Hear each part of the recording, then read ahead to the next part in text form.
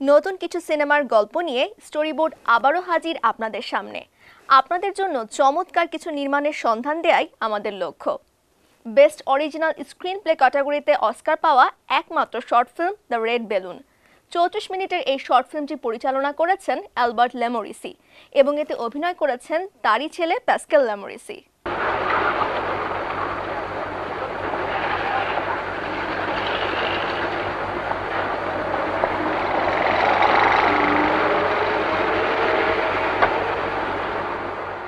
একটি ছোট্ট ছেলে প্যাসকেল স্কুল থেকে ফেরার পথে একটি বড় লাল রঙের বেলুন খুঁজে পায়। খেলতে খেলতে তার সাথে বেলুনের বন্ধুত্ব হয়ে যায়। সে আবিষ্কার করে বেলুনের মাঝে প্রাণ আছে। বেলুনটি বুঝতে পারে তার কথা। বেলুনটির নিজস্ব মন ও ইচ্ছা রয়েছে।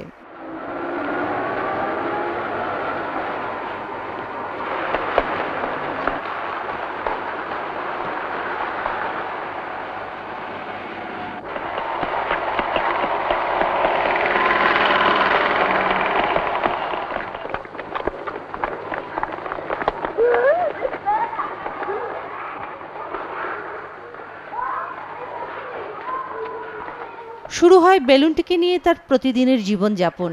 প্যাসকেল যেখানেই যায় ওই লাল রঙের বেলুনটিও তার পিছু পিছু যায়। স্কুলে, বাসে, চার্চে, সব জায়গায়।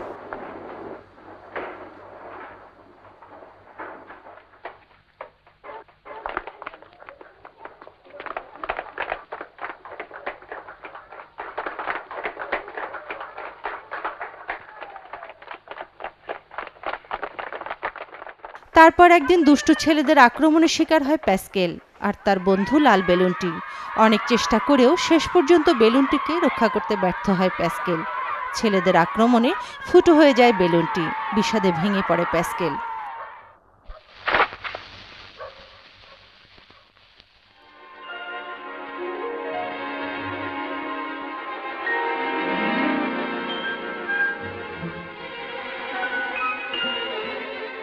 শহরের সব বেলুন যেন প্রাণ খুঁজে পায়। শহরের নানা প্রান্ত থেকে সেই বেলুনগুলো উড়ে এসে প্যাসকেলকে জানায় তাদের বন্ধুত্ব।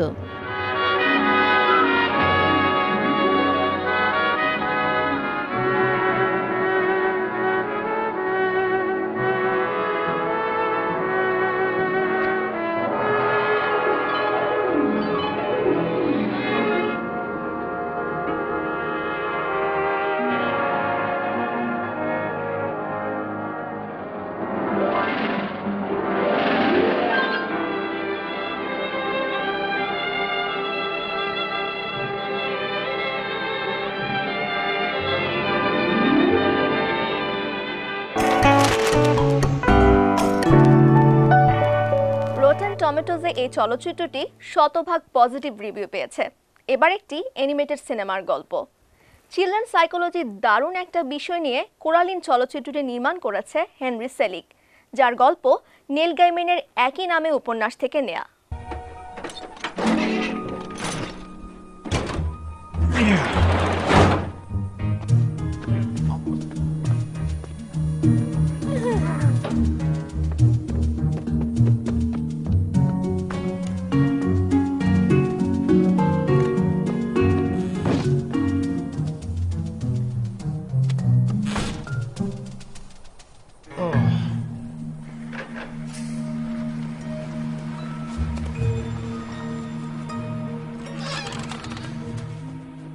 চমৎকার এই অ্যানিমেশন ফিল্মটির গল্পের মূল চরিত্রের সাথে মিলিয়ে এর নাম কোরালাইন। কোরালাইন যখন বাসা বদল করে একটা পুরনো বাড়িতে আসে তখন সে বেশ বিরক্ত হয়। Oh my twitchy witchy girl, I think you are so nice.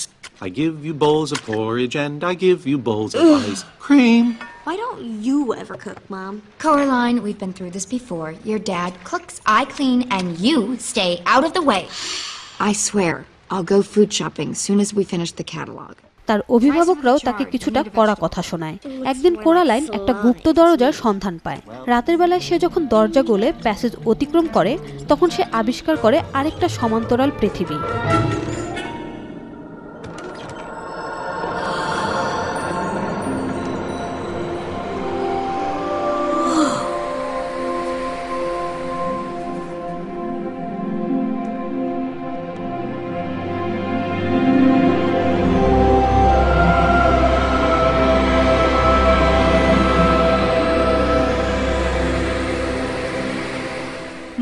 পৃথিবীতে যারা বাস করে তাদের কারোরই চোখ নেই, তাদের চোখের স্থানে একটা জামার বোতাম লাগানো। এই জগতে কোরালাইন খুঁজে পায় তার মনের মতো সবকিছু। সে তার সত্যিকারের বাবা মায়ের থেকে যা যা আশা করত।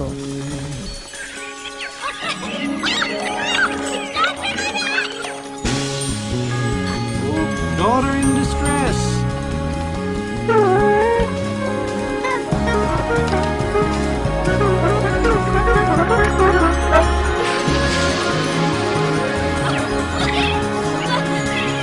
Diggle no more, you dragon snappers.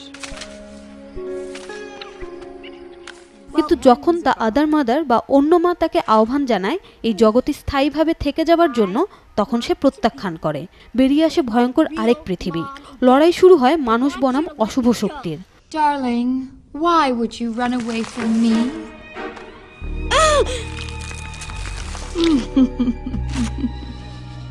Where are my parents? Gosh, I have no idea where your old parents are. বন্দী হয় কোরালাইনের মা বাবা। কোরালাইনের মা বাবার মুক্তির বিনিময়ে তাকে স্থায়ীভাবে থেকে যেতে হবে সেই মায়া জগতে। কোরালাইন কি পারবে সেই মায়া জগৎ থেকে সকলকে মুক্ত করতে?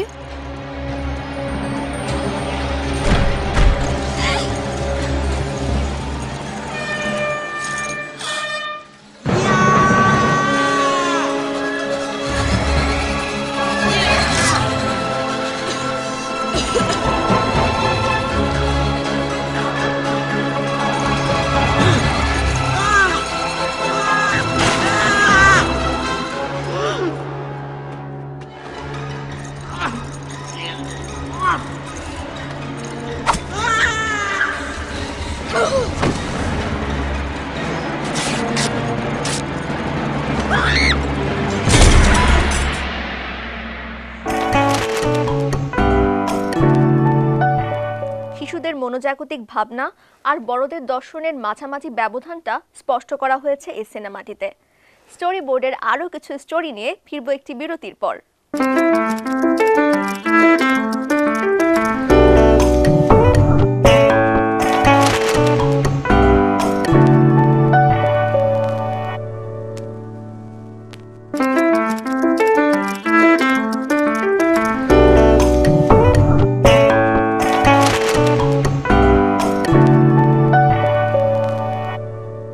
স্বাগত সবাইকে স্টোরি বোর্ডের পর্দায়।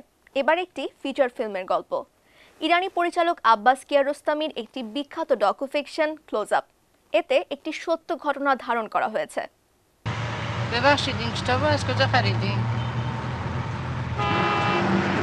ببخشید آقا این کتابو از کجا خریدین؟ کتاب فروشی. সিনেমা পাগল এক তরুণ শাবজিয়ান, যে ইরানি চলচ্চিত্রকার মোহসিন মাকমালবাফের দারুণ ভক্ত।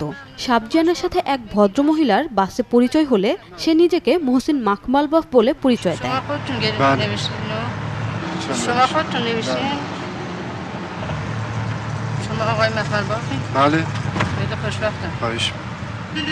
শাবজিয়ান মোহসিন মাকমালবাফের রূপ ধরে ভদ্রমহিলার ঘনিষ্ঠ হয়, তার বাড়িতে যায়, তার সন্তানকে অভিনয়ের প্রস্তাব দেয়। তাদের বাড়িতে শুটিং হবে এরকমের কথাও বলে, তাদের থেকে বেশ কিছু টাকাও নেয়। نه این چون کار هست و چون علاقه دارم حتما هم دنبالشون میگیرم. جمعه شنبه هیچ معنی نداره. تمام شنبه‌هایی که من بیکار بودم میذاریم به حساب جمعه. ভদ্রমহিলার স্বামী পত্রিকায় সত্যিকার মোহসিন মাকমালবাফের ছবি দেখে, ফলে শাবজিয়ান প্রতারক প্রমাণিত হয়। পুলিশ তাকে ধরে নিয়ে যায়।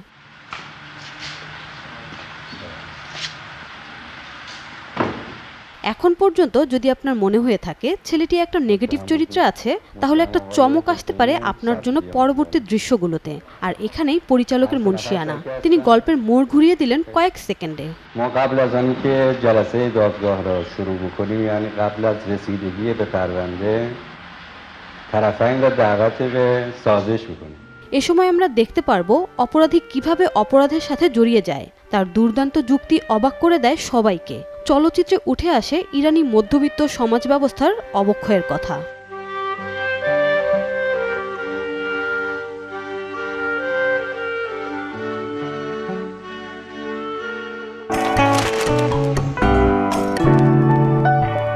চলচ্চিত্রটি সত্য ঘটনা নিয়ে নির্মিত হলেও মূল ঘটনার একেবারে পরিবর্তন করা হয়নি। এবার একটি টিভিসির গল্প। বাচ্চারা প্রতি মুহূর্তে বড়দের দ্বারা প্রভাবিত হয়। অভিভাবকের আচরণগুলো মুহূর্তে তাদের মধ্যে প্রবেশ করে এবং তারা চোখের পলকেই সেটাকে আয়ত্ত করে নেয়। আর এভাবে পৃথিবীর প্রতিটি বাচ্চার মধ্যে ঢুকে পড়ছে রাগ, ক্রোধ, বদমেজাজ, ঈর্ষা এবং হিংসার মতো ঘৃণিত বৈশিষ্ট্যগুলো। It looks like rain again today. Dark clouds gather and fill the sky. Don't know how to talk to you, just know how to say goodbye. Have you actually got a driver's license? I don't think so. Go back where you came from. Learn to speak English. Go back where you came from.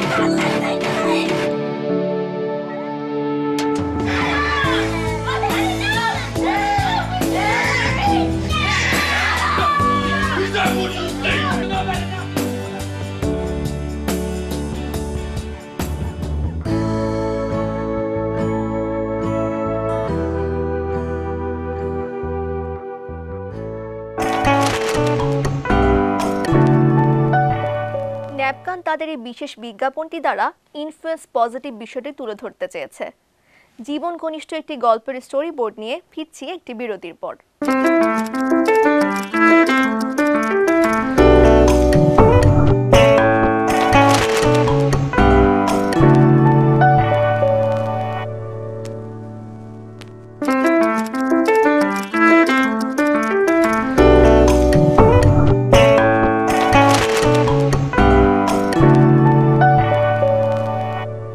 স্বাগত সবাইকে story বোর্ডের পর্দায়।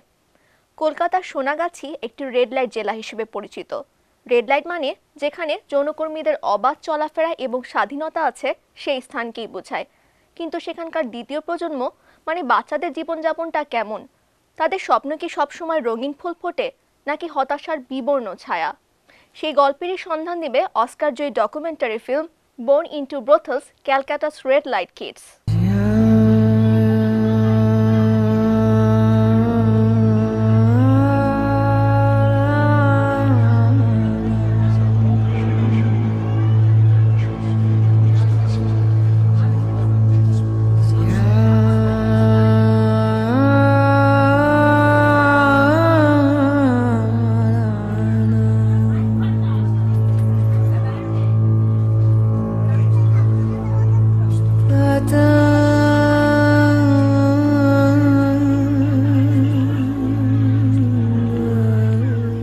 জায়না Briski কলকাতায় আসেন সোনাগাছির ভেতরের জীবনের photography করতে, কিন্তু এখানকার টিনেজ বাচ্চাগুলোকেও ভালোবেসে ফেলেন তিনি। তাদের আগ্রহে নিজ হাতে ফটোগ্রাফি শেখান। এরপর আমরা বাচ্চাদের এবং জায়না ব্রিস্কির চোখে পুরো ডকুমেন্টারি দেখি। They didn't understand why this woman had come and what I was doing there.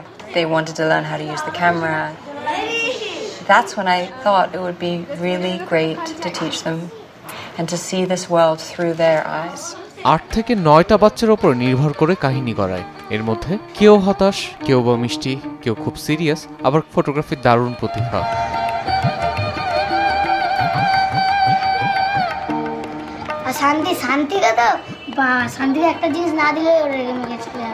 শিশুরা তাদের নিজ ঘরের নানান রকম ছবি তোলা শুরু করে। তাদের ছবিতে উঠে আসে মা নানির জীবন।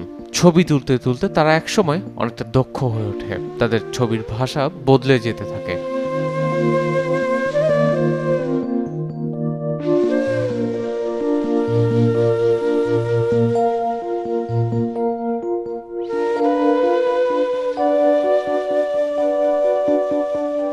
পূজাতে ঘরে গেছি, পূজার বাবা পূজার মাকে মারছে।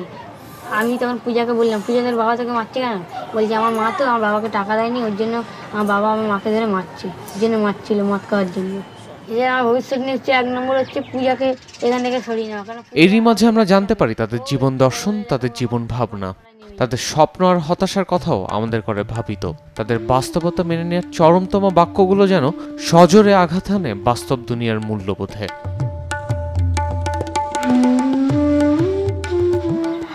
আমার মা এমনি আমাকে আর কি করে বলতো তোমাকে লন্ডনে পাঠাবো, এইসব বলতো, লন্ডনে বা বিলেতে তোকে পড়াশোনা করতে পাঠাবো। কিন্তু আমাদের তো আর অত টাকা নেই, আমরা এখন কোথায় যাবো সেটা আমরা নিজেই জানি না, কোথায় পড়বো। তাদের ছবির প্রদর্শনী হয় ভারতের উন্নত এলাকায়, আলোড়ন ওঠে দেশ ছাড়িয়ে বিদেশেও। এমনকি তাদের মাঝে একজন এই ফটোগ্রাফি কনফারেন্সে অংশ নিতে আমস্টারডামে যাবার সুযোগ পায়। সেখানেও সে ব্যাপক প্রশংসিত হয়। তার প্রতিভার গল্পে চারপাশ হয় আলোড়িত। যুদ্ধের সময় ওরা কিভাবে থাকে, এটা একটা দুঃখিত ছবি, কিন্তু এটা একটা সত্যি ঘটনা।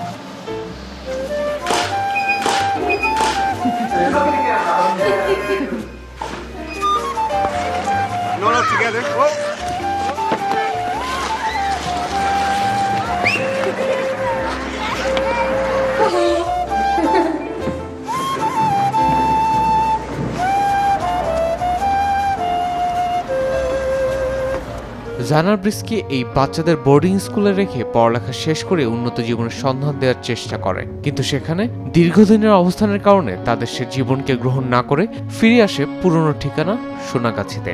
শুধু মন বদলে নতুন করে শুরু করার স্বপ্ন দেখে অভিজিৎ আর প্রাণচঞ্চল কোচি।